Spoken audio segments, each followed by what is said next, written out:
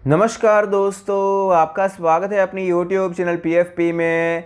हम day to day life में बहुत से टेक प्रोडक्ट्स का इस्तेमाल करते हैं और वहाँ पर निवेश करना चाहते हैं, लेकिन ज़्यादातर टेक्नोलॉजी कंपनीज US बेस्ड है, तो हमारे लिए डायरेक्ट निवेश करना मुश्किल हो जाता है। तो NSE ने ये आसान कर दिया है। NSE IFSC में US शेयर्स में ट्रेडिंग शुरू हो चुकी है। तो ये ट्रेडिंग कैसे करनी चाहिए, नहीं करनी चाहिए, इसके फ़ायदे क्या है, नुकसान क्या है, सब कुछ इस वीडियो में समझने वाले हैं। नेशनल स्टॉक एक्सचेंज का एक सब्सिडरी एक्सचेंज है, वो गिफ्ट सिटी में ऑपरेट करता है और इसी एक्सचेंज में यूएस शेयर्स में ट्रेडिंग शुरू हो चुकी है। मार्च 3 से आपको ये ट्रेडिंग शुरू होती हुई नजर आई है, लेकिन इसका मतलब ये नहीं है कि यूएस की कंपनीज इंडिया में लिस्ट हो रही है। NSE IFSC एक्सचेंज हमें NSE IFSC रिसिप्ट्स ऑफर करने वाला है। तो अब हमें यूएस के ब्रोकर्स के साथ रजिस्टर होने की ज़रूरत नहीं है, हम यहाँ से डायरेक्टली शेयर्स खरीद सकते हैं। ये रिसीट्स का मतलब क्या है? यूएस स्टॉक्स को एक्सेसिबल करने के लिए जो मार्केट मेकर्स हैं वो यूएस के स्टॉक्स खरीदेंगे और उसके अगेंस्ट हमें रिसिप्ट्स इशू करने वाले हैं, जिसे कहा जाएगा NSE IFSC रिसिट्स। ये इक्विवेलेंट होगा, जैसे कि आप शेयर्स खरीद रहे हैं, यही माना जाएगा कि आपके पास शेयर्स ही है। तो इसे आप शेयर्स जैसे हम ट्रेड करते हैं उसी प्रकार से रिसीट को ट्रेड किया जाएगा।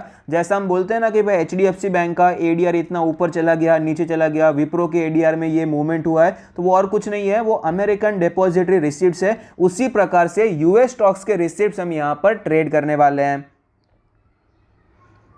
कौन से स्टॉक्स में ट्रेडिंग शुरू होने वाली है? तो अभी तो फिलहाल के लिए 8 स्टॉक में ट्रेडिंग शुरू होने वाली है। अमेजॉन, टेस्ला, अल्फाबेट यानी गूगल, मेटा प्लेटफॉर्म यानी फेसबुक, माइक्रोसॉफ्ट, नेटफ्लिक्स, एप्पल और वॉलमार्ट, इन 8 स्टॉक्स के साथ शुरुआत हो रही है। मेरे हिसाब से ट्रायल बेसिस के लिए रहेगा, कैसा रिस्पॉन्स आता है। इनका प्लान है कि आगे ये 50 तक ये एक्सटेंड करना चाहते हैं लिस्ट को। कभी यह करने वाले हैं, अभी तक कुछ डेट डिसाइड नहीं किया है। मेरे हिसाब से तो ये ट्रायल बेसिस पे लिया है कि यहाँ पर 8 स्टॉक से शुरुआत करते हैं, कैसा रिस्पॉन्स आता है उस हिसाब से आगे बढ़ेंगे।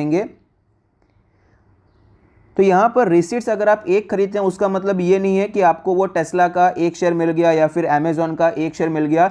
NSE IFSC ने रेशियोज डिसाइड किए हैं। अगर आपके पास 100 NSE IFSC के रिसीट्स हैं, टेस्ला के रिसीट्स हैं, उसका मतलब है कि टेस्ला का एक शेयर आपके पास है। अमेजॉन के अगर 200 रिसीट्स हैं, उसका मतलब है कि अमेजॉन का एक शेयर आपके पास है। इससे आप ऐसा समझ सकते हैं कि पार्शियल शेयर आपको यहाँ पर मिल रहा है। उसी प्रकार से यहाँ पर हमें मामला दिखाई पड़ता है और हर एक शेयर का अलग अलग रेशियोज है। अल्फाबेट के अगर 200 रिसीट रहेंगे उसका मतलब है कि एक शेयर हमारे पास है। Meta platform 50, Microsoft 50, Netflix 50, Apple और वॉलमार्ट के 25 रिसीट्स होंगे, तो उसका मतलब है कि एप्पल और वॉलमार्ट के एक शेयर के बराबर हमारे पास रिसीट्स हैं। कौन से करेंसी में हम ट्रेडिंग करने वाले हैं, ये भी काफ़ी ज़्यादा इंपॉर्टेंट है, क्योंकि स्टॉक यूएस के है, ट्रेडिंग इंडिया में हो रही है, तो रुपीज़ में ट्रेडिंग होगी या फिर डॉलर्स में। तो ये डॉलर्स में ट्रेडिंग होने वाली है और यहाँ पर टिक साइज होने वाला है $0.01 यानी कि 1 सेंट। तो यहाँ पर रिसिट्स में जब आप आस्क बिड लगाएंगे तो आपको 1 सेंट के हिसाब से टिक साइज पे यहाँ पर हमें ट्रेडिंग करने वाले हैं। तो आपको अभी बैंक के पास जाना पड़ेगा, रुपीज़ को डॉलर्स में कन्वर्ट करना पड़ेगा और जो ब्रोकर्स हैं उसके अकाउंट में वो डालना पड़ेगा। उसके बाद आप यहाँ पर ट्रेडिंग शुरू कर सकते हैं। तो सबसे पहला काम तो यही हो जाएगा कि हमें यहाँ पर रुपये को डॉलर में एक्सचेंज करना ज़रूरी हो जाता है।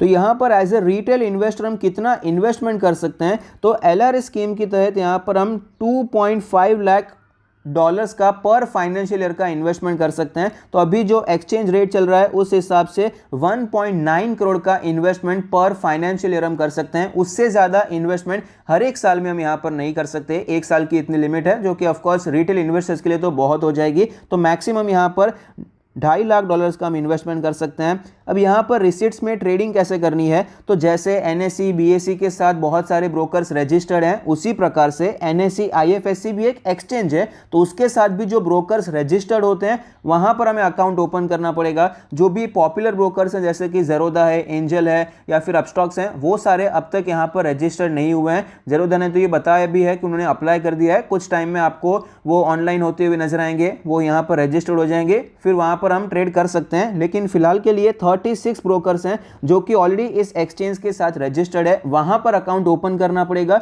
और उसके बाद ट्रेड करना पड़ेगा। ये कोई बड़ी बात नहीं है, जैसा हम नॉर्मल अकाउंट ओपन करते हैं, डीमैट अकाउंट हमने ओपन कर लिया ज़ेरोधा अपस्टॉक्स में, बस उसी प्रकार से हमें डीमैट अकाउंट ओपन करना है। लेकिन जो 36 ब्रोकर यहां पर रजिस्टर्ड है उनमें से किसी एक के साथ करना जरूरी हो जाता है। उसके बाद बैंक के पास जाना है, रुपीस को डॉलर्स में कन्वर्ट करना है और वो डॉलर्स हमें इस ट्रेडिंग अकाउंट में डालना है और बाद में हम यहाँ पर ट्रेडिंग करना शुरू कर सकते हैं। ये एक्सचेंज ऑपरेट कब करने वाला है, ट्रेड टाइमिंग क्या रहने वाला है, तो यूएस स्टॉक्स में ट्रेडिंग हो रही है तो यूएस ट्रेड टाइमिंग के हिसाब से यहाँ पर ट्रेडिंग होने वाली है।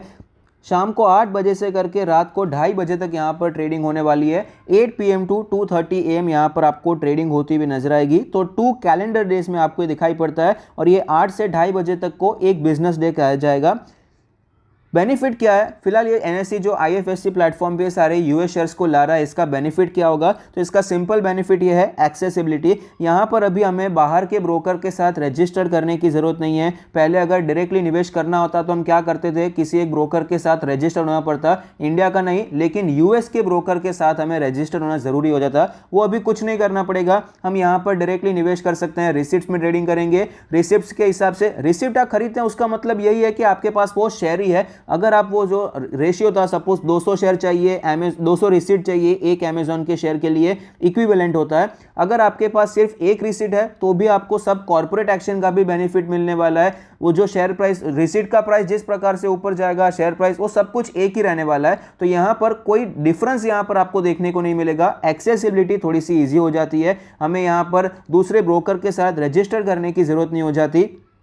एक बार हमारे जो एग्जिस्टिंग ब्रोकर है वो भी एक बार एनएससी आईएफएससी एक्सचेंज में रजिस्टर्ड हो जाते हैं तो हमें नया अकाउंट खोलने की भी जरूरत नहीं पड़ने वाली है। तो ये सारी चीज़ें हमारे लिए ईजी हो जाती है, जिससे यहाँ पर हमें थोड़ा बहुत सुकून मिल जाता है। क्योंकि यूएस स्टॉक में अभी तक इन्वेस्ट करना काफ़ी ज़्यादा एक्सपेंसिव भी था, क्योंकि पैसे वहाँ पर ट्रांसफ़र करने पड़ते हैं, उसके चार्जेस भी कई ज़्यादा देखने को मिलते थे। लेकिन फिलहाल ये प्रॉब्लम हमें कम होती हुई नजर आएगी।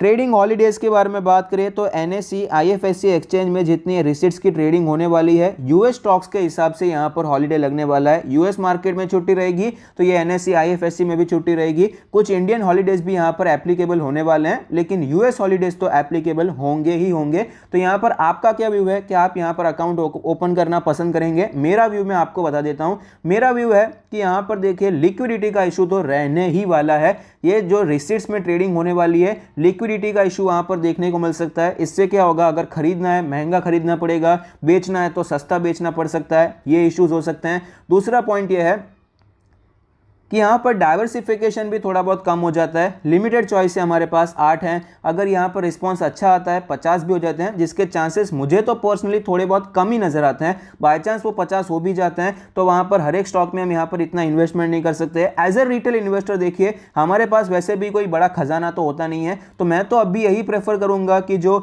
ETF है हमारे पास, नैस्डैक के ETF है, कुछ म्यूचुअल फंड्स हैं, उसके द्वारा मैं पर्सनली अब तक इन्वेस्ट करना ज़्यादा प्रेफर करूंगा। मैक्सिमम इन्वेस्टमेंट तो मैं इंडियन स्टॉक्स में करना ही ज़्यादा पसंद करता हूं, क्योंकि वहां पर एक फैमिलियरिटी होती है। हम इस मार्केट को बेहतर समझ सकते हैं, कैसे इन्वेस्ट करना है ये समझ सकते हैं, साइकिल कैसे चलती है, हम बिजनेस को एनालाइज थोड़ा बहुत इजीली कर सकते हैं, क्योंकि ये सारे बिजनेसेस हमारे सामने चल रहे हैं, हमें यहाँ पर सब कुछ कामकाज दिखता है, एनालाइज करना थोड़ा बहुत इजी हो जाता है। तो एक फैमिलियरिटी होती है, कंफर्ट यहाँ पर मिल जाता है। और इंडियन स्टॉक्स में ऑफ कोर्स ग्रोथ भी आपको ज़्यादा नजर आती है, क्योंकि ये एक डेवलपिंग नेशन है, तो ग्रोथ भी इंडियन स्टॉक्स में ही ज़्यादा है। तो वैसे भी मुझे पर्सनली यूएस के स्टॉक्स में बहुत ज़्यादा अमाउंट तो नहीं डालना है। मे बी यहाँ पर मैं 4-5% का एलोकेशन करूँगा, तो उसके लिए मैं यहाँ पर इंडिविजुअल शेयर्स में स्टडी करो, एक तो कौन से प्राइस पे खरीदना है, ये सब मैं करना पसंद नहीं करूँगा। मैं डायरेक्टली ETF खरीद लूँगा, म्यूचुअल फंड खरीद लूँगा, जिससे मेरे मन को शांति हो जाएगी कि भाई मैंने टेक्नोलॉजी स्टॉक्स में भी थोड़ा बहुत इन्वेस्टमेंट कर दिया है। तो ये मेरा व्यू है, आपका क्या व्यू है मुझे कमेंट बॉक्स में जरूर बताइए। Thank you, stay happy, happy investing.